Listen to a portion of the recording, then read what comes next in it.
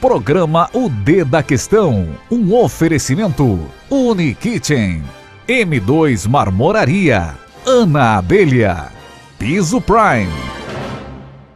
Quero falar de uma coisa, adivinha onde ela anda? Deve estar dentro do peito, pode estar aqui ao lado. Puta, sucesso! Tava lendo aqui, ó, eu não guardo nada. Ah, é muito legal. Coração do Estudante com Milton Nascimento, acho que é uma música que explica bem o espírito da entrevista de hoje. Dr. José Elias Temer, né, titular da comarca de Sorocaba, área civil, né, explica um pouco, aliás, explica muito em detalhes como que funciona a justiça. Foi uma conversa bacana, que eu gostei muito, que eu espero que você também goste. Você é meu convidado. Vamos lá?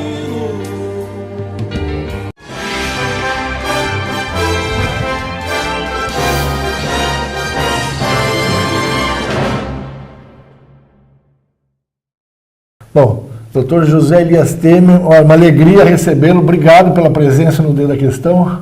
Eu é que agradeço o convite, muito honrado.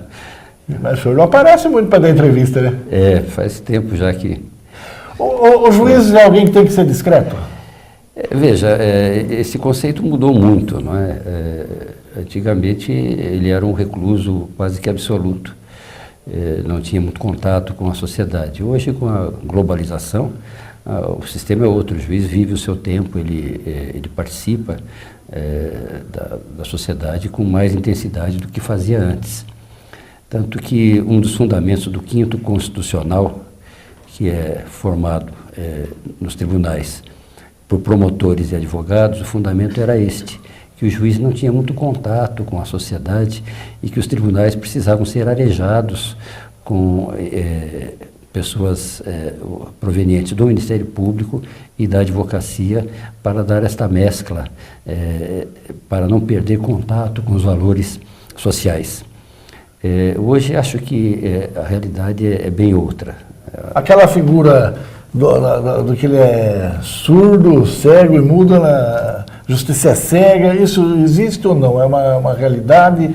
Combina essa imagem com o papel do juiz?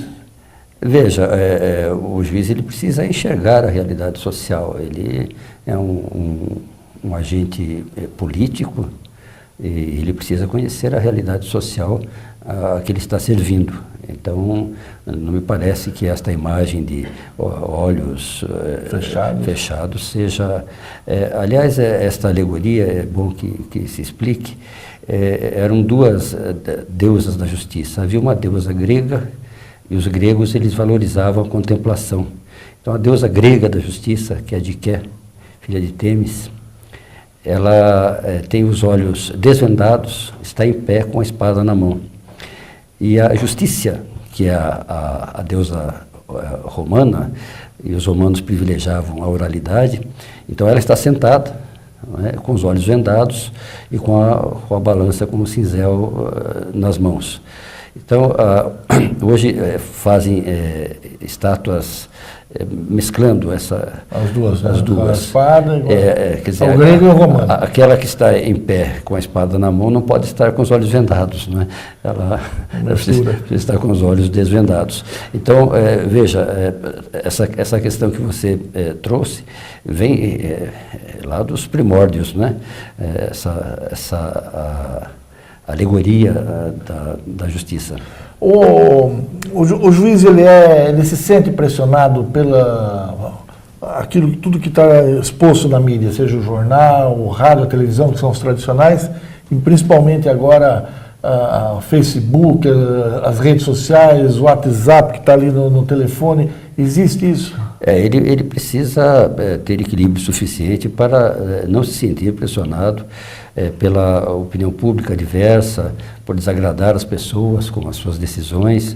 Ele precisa ter este preparo emocional, porque ele não pode ceder a algum tipo de pressão no seu julgamento. A gente vê, a gente está recentemente as últimas manifestações, tivemos em março, agora 16 de agosto, E os políticos, eles não só se deixam pressionar, como eles entram na onda, né? Ele falou, se eu sou contra o governo, eu entro na onda.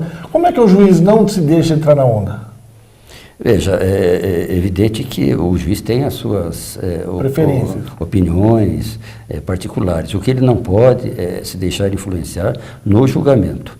Quando ele julga, ele precisa se ater ao caso e os valores que são atribuídos à lei para a solução daquele determinado conflito. Ele não pode se sentir pressionado ou peitado ou intimidado com algum tipo de situação. O juiz pode até não concordar com a lei, não achar justo, mas ele tem que se prender a ela, né? Veja, isso também é dito.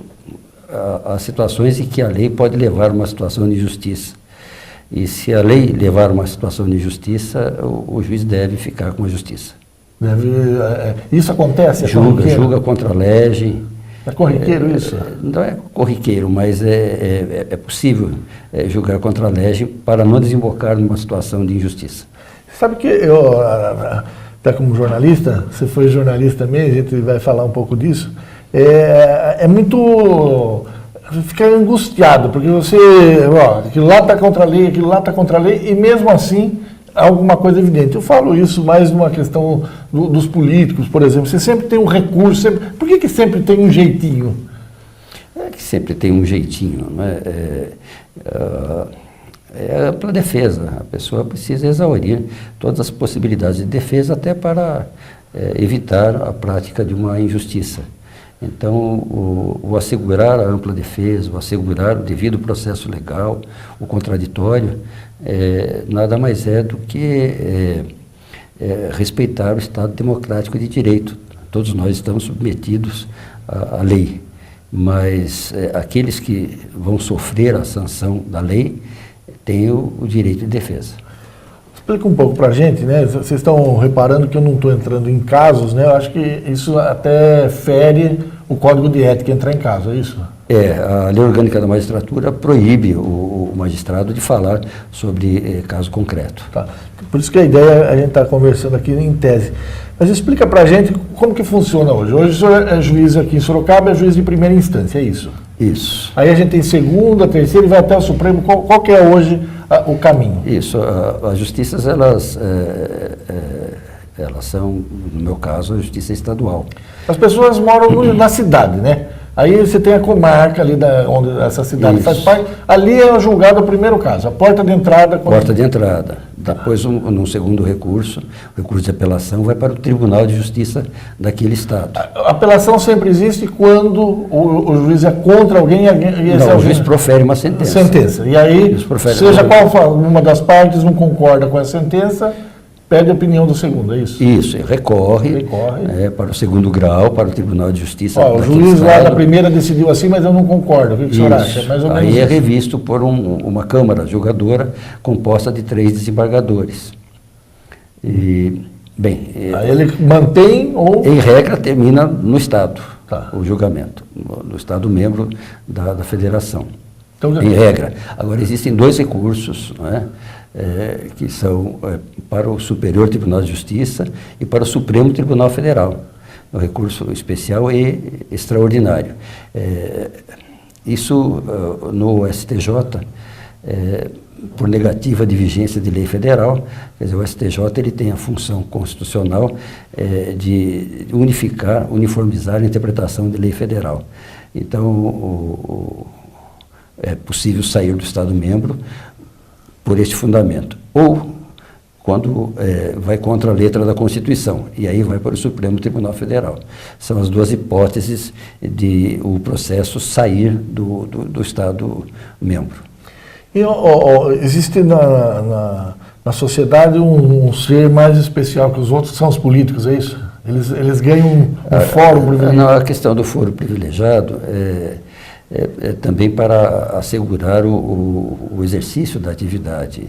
Nós, juízes, também temos o foro privilegiado enquanto estamos juízes, para evitar uma série de pressões que poderiam atrapalhar o exercício pleno da jurisdição.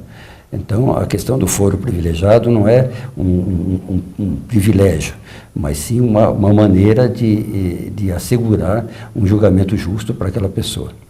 No caso do juiz, a gente até entende, no político a gente não entende. É uma provocação. A gente está chegando no fim desse primeiro bloco. Eu queria perguntar para o senhor o seguinte: existe pressão?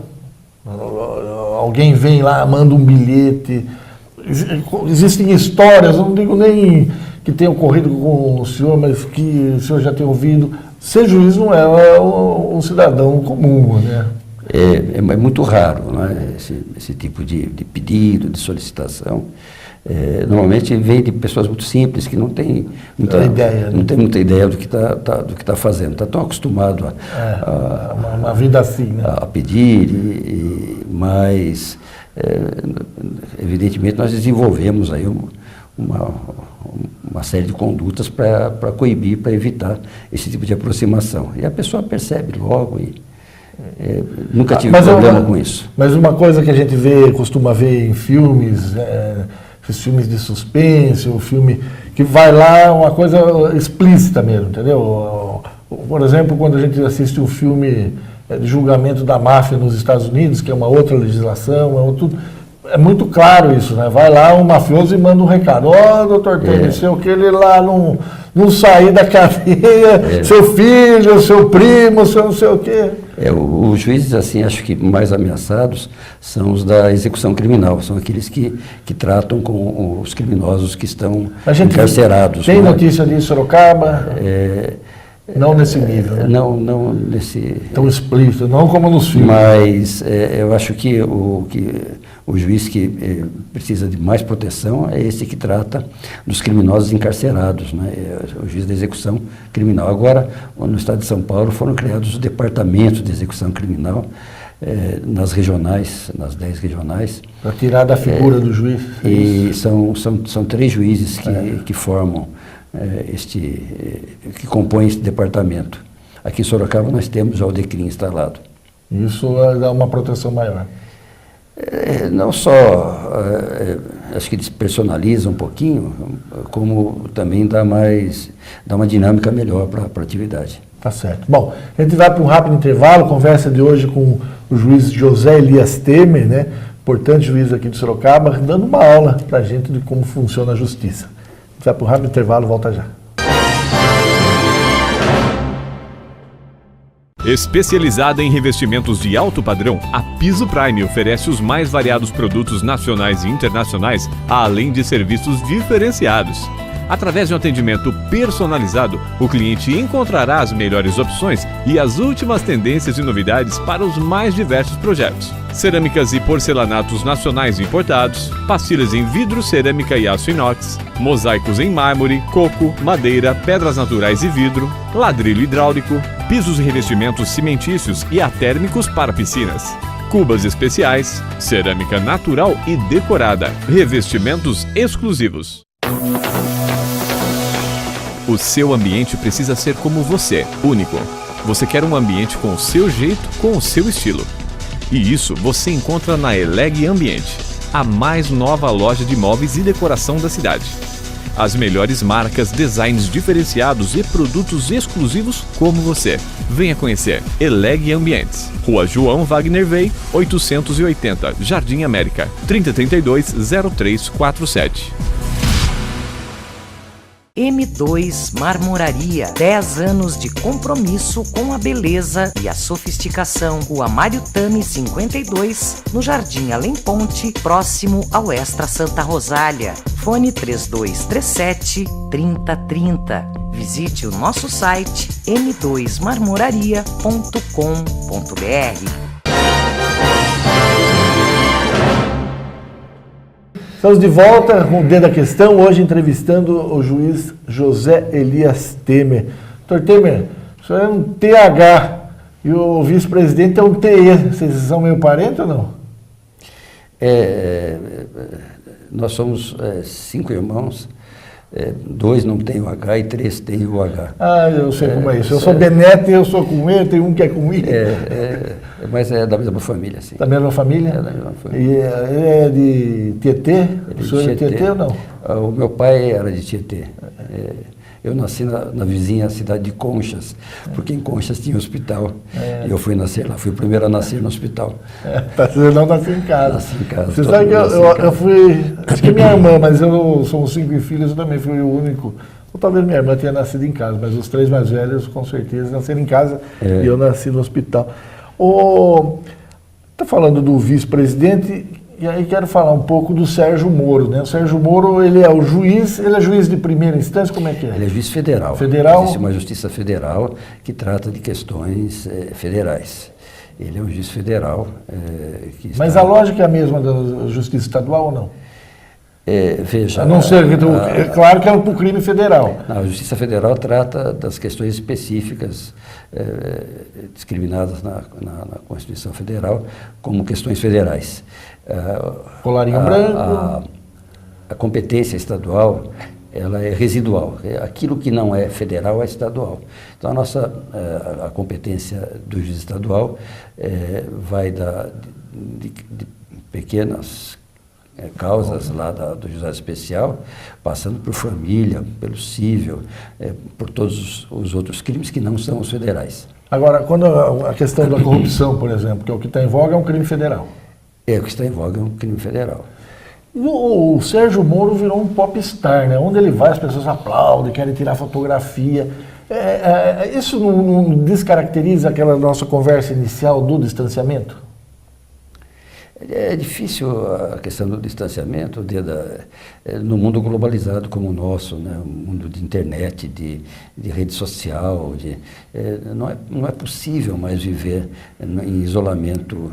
E ele está fazendo o trabalho dele e a população tem essas manifestações. Eu acho que isso não deve interferir no trabalho dele. Explica um pouco, né? Eu sei que é o juiz federal e tal, mas o senhor sabe muito melhor que eu, né? Por que ele está na linha de frente? A impressão que a gente tem, ele está quase como um promotor, não como um juiz, ou é só impressão? Não posso me manifestar a esse respeito. Ele não é promotor, existe lá o Ministério Público Federal que faz as denúncias, que dirige a investigação, né?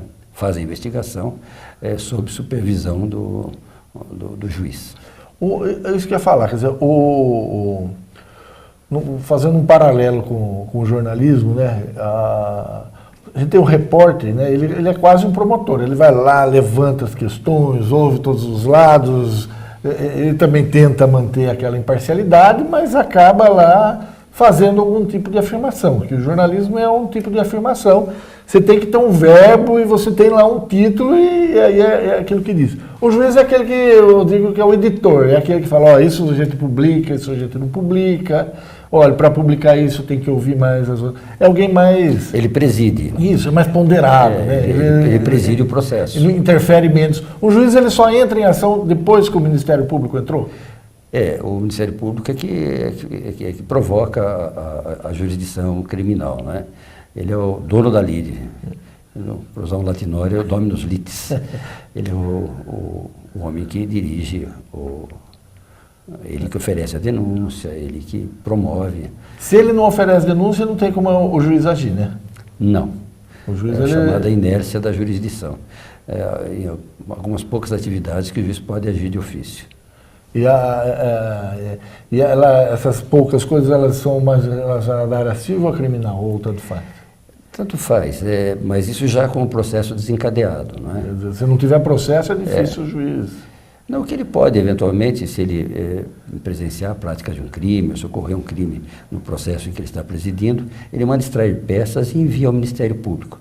E aí o Ministério Público é que vai requisitar a instauração de inquérito e que vai acompanhar a prova até oferecer a denúncia. Então é possível O juiz, e ele tem essa obrigação legal, se ele deparar com a prática de um crime, nos autos do processo que ele instrui, ele manda extrair peças e encaminha ao Ministério Público, que aí sim vai fazer a investigação criminal. Isso já aconteceu com o senhor alguma vez? Não? Já, muitas vezes. E está dentro no decorrer de um julgamento e aí há uma identificação com... Existe, por exemplo, mais comum alegação de falsidade de assinatura, falsidade de documento, que o documento é trazido ao processo civil, só que esta prática é uma prática delituosa, que caracteriza crime. Então o juiz tem a obrigação de mandar extrair peça e mandar ao Ministério Público para apurar a prática do crime de falso. Essas são malandragens, vamos dizer assim, dos advogados que provocam uma coisa dessa ou não? Não necessariamente do advogado, né? Pode ser de uma parte. Existem pessoas que falsificam, né?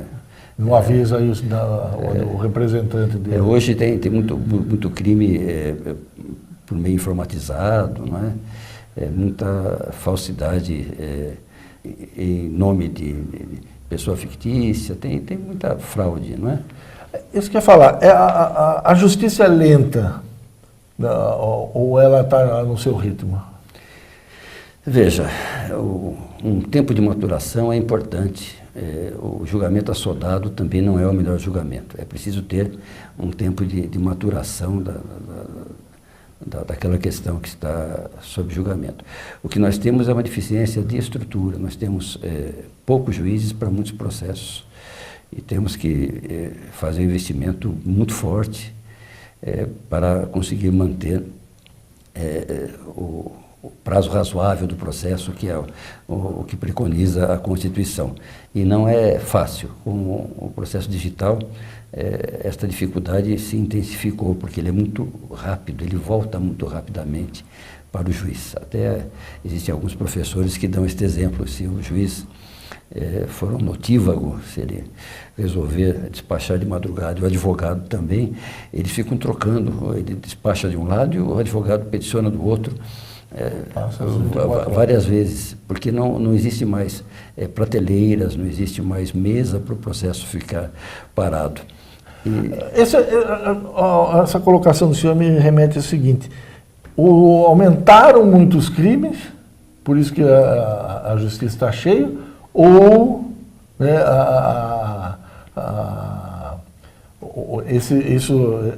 esse procedimento, né, que faz com que... Eu me referia ao processo civil, que é a minha área. Eu sou titular de uma vara civil. O crime informatizou, acho que o mês passado. É um projeto de informatização da Justiça de São Paulo, e acho que até o fim do ano não teremos mais os processos de papel. Mas as pessoas estão procurando mais a justiça, e por isso que aumentou, ou não? Ou sempre foi assim? Existe uma demanda maior, há uma procura maior pela justiça. Mas é o crescimento da população, a população está mais consciente? Facilidade de acesso. Teve mais acesso. Facilidade de acesso. O acesso amplo à justiça é assegurado pela Constituição Federal. Até penso que poderiam restringir um pouco, exigindo fora do processo uma tentativa de conciliação, que é o que acontece, por exemplo, nos Estados Unidos. Eles têm uma casa das múltiplas portas e a pessoa, para ter acesso à justiça, tem que passar por lá. Ela precisa passar por lá. Acho que nós diminuiríamos muito o número de processos. Isso não só pode ocorrer por mudança da Constituição. O senhor já chegou algum deputado, por exemplo, quando o senhor foi da PAMAG, é isso, né? Foi. Presidente, a Associação dos Magistrados já encaminhou isso para algum... Não. Nunca... Esse é um pensamento meu, que tenho externado aí quando posso. Veja, eu instalei o setor de conciliação aqui, o Centro Judiciário de Solução de Conflitos e Cidadania, o SEJUSC. Nós temos... Aqui em Sorocaba, nas 6 casas do cidadão, um centro de conciliação, onde as pessoas levam a questão, onde é instalada a sessão de conciliação. Dá um exemplo do que vai aí nessa conciliação. Batida de veículo, acidente de trânsito, o vizinho que está reclamando cachorro que late de madrugada, compra e venda que não entregou a mercadoria, não pagou o preço. Isso é muito corriqueiro, né? Muito corriqueiro, todo dia. Isso é muita malandragem ou não? Isso tem a ver com o espírito do nosso cidadão? Acho que não. A moderna teoria do conflito explica que o conflito é um fenômeno e ele surge, ele decorre das diferenças. As pessoas são diferentes. Então, esta divergência surgirá de qualquer maneira. E é preciso aprender com o conflito, porque as pessoas saem mais fortes da solução do conflito, principalmente quando essa solução é negociada. Vou dar um exemplo que aconteceu lá em casa. Minha mulher viaja todo dia para São Paulo e ela vai de cometa, e aí ela deixa o carro no estacionamento próximo à rodoviária. Ela está de volta meia-noite, 1 hora, 2 horas, dependendo do dia. E ela chegou um dia, a porta do carro está amassada. Aí vai lá o cara, falou, olha, o cara que guarda o carro aqui deixou o cartão, pediu para ligar. Aí liga, aí ele fala, nossa, mas é muito caro, sei que eu sei, 1 ano e nada de conciliação, não tem o que faça. Ele fala, não tenho dinheiro agora. Não é possível, você bateu. Ele falou, se vira, vai lá. Ele fala assim, vai na justiça, daqui 5 anos, fica prepotente, vontade de resolver no braço. Não é? Você fala assim, não é possível. Pois a justiça existe exatamente para não resolver no braço. Para autotutela, né? Para isso que ela existe, para isso mesmo. Bom, a gente está chegando no final. Essa questão que o senhor toca, eu acho que é uma das que mais me preocupam do ponto de vista social e de jornalismo, o crescente resolver pelas próprias mãos, né? A gente viu lá em São Paulo recentemente uma chacina, quer dizer, você vê uma barbaridade, vai lá, alguém comete uma barbaridade maior ainda. O cara do bem, ele se rebaixa um criminoso, né? Na ira dele. Não tenha dúvida, isso não leva a nada, né? Se violência fosse solução, o Oriente Médio seria um paraíso, né? Isso, é uma verdade. Temer, obrigado, sucesso para o senhor, viu? Foi bem esclarecedor. Eu acho que as pessoas queriam falar de casos, tal, eu acho que a gente entende bem, né? E eu acho que o senhor conseguiu dar uma aula e a gente vai entender melhor como que funciona a justiça. Obrigado. Obrigado, eu que agradeço a participação. Tá joia. Bom, a gente vai para um rápido intervalo, volta já já com o cafezinho.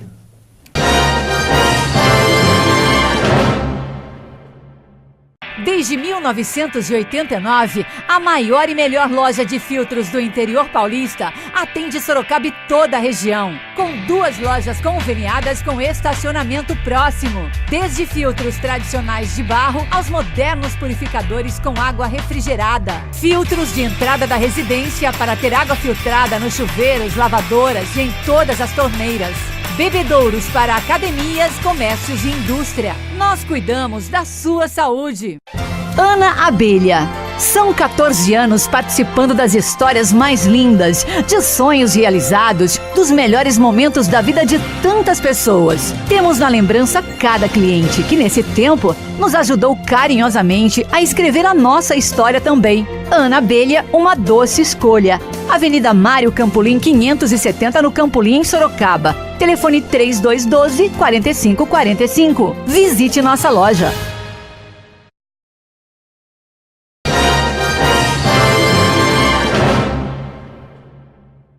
E chegou a hora de ir embora, a hora do café, café de verdade.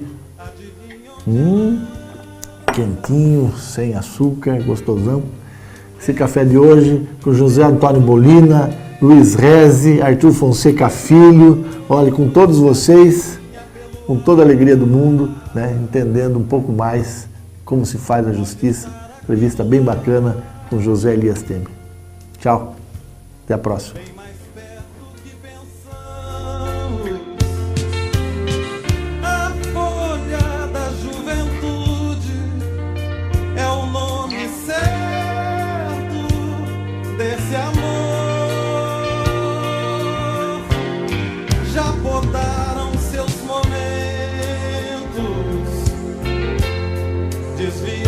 Você assistiu o D da Questão, um oferecimento Unikitchen, M2 Marmoraria, Ana Abelha, Piso Prime.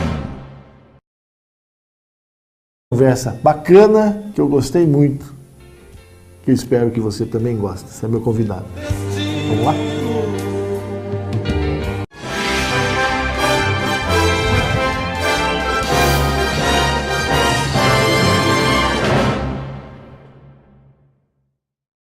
Bom, Dr. José Elias Temer, uma alegria recebê-lo. Obrigado pela presença no Dedo da Questão.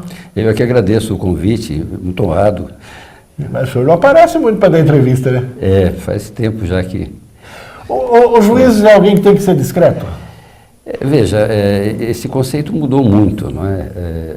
Antigamente ele era um recluso quase que absoluto, não tinha muito contato com a sociedade. Hoje, com a globalização, o sistema é outro, o juiz vive o seu tempo, ele participa da sociedade com mais político, e ele precisa conhecer a realidade social a que ele está servindo. Então, não me parece que esta imagem de olhos fechados seja... aliás, esta alegoria, é bom que se explique, eram duas deusas da justiça. Havia uma deusa grega, e os gregos eles valorizavam a contemplação. Então, a deusa grega da justiça, que é Diké, filha de Temis, ela tem os olhos desvendados, está em pé com a espada na mão.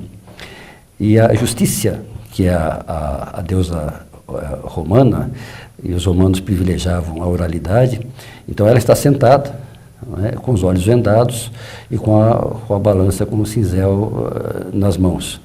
Então, hoje fazem estátuas mesclando essa... Programa O D da Questão, um oferecimento Unikitchen, M2 Marmoraria, Ana Abelha, Piso Prime. Quero falar de uma coisa, adivinha onde ela anda? Deve estar dentro do peito, pode estar aqui ao lado. Puta, sucesso! Tava lendo aqui, ó, não guardo nada. É muito legal. Coração do Estudante com Milton Nascimento, acho que é uma música que explica bem o espírito da entrevista de hoje. Dr. José Elias Temer, né, titular da comarca de Sorocaba, área civil, né, explica um pouco, aliás, explica muito em detalhes como que funciona a justiça. Foi uma complexidade do que fazia antes.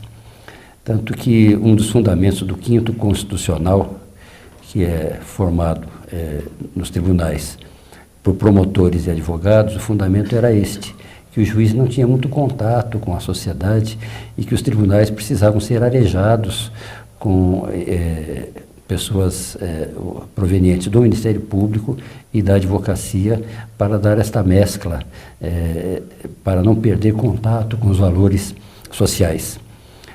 Hoje acho que a realidade é bem outra. Aquela figura do que ele é surdo, cego e mudo, a justiça é cega, isso existe ou não? É uma realidade? Combina essa imagem com o papel do juiz? Veja, o juiz ele precisa enxergar a realidade social, ele é um agente... As duas. A espada, quer dizer, o grego e o romano. Aquela que está em pé com a espada na mão não pode estar com os olhos vendados, não é? Ela precisa estar com os olhos desvendados. Então, veja, essa questão que você trouxe vem lá dos primórdios, né? Essa alegoria da justiça. O juiz ele se sente pressionado tudo que está exposto na mídia, seja o jornal, o rádio, a televisão, que são os tradicionais, e principalmente agora o Facebook, as redes sociais, o WhatsApp que está ali no telefone. Existe isso? Ele precisa ter equilíbrio suficiente para não se sentir pressionado pela opinião pública diversa, por desagradar as pessoas com as suas decisões. Ele precisa ter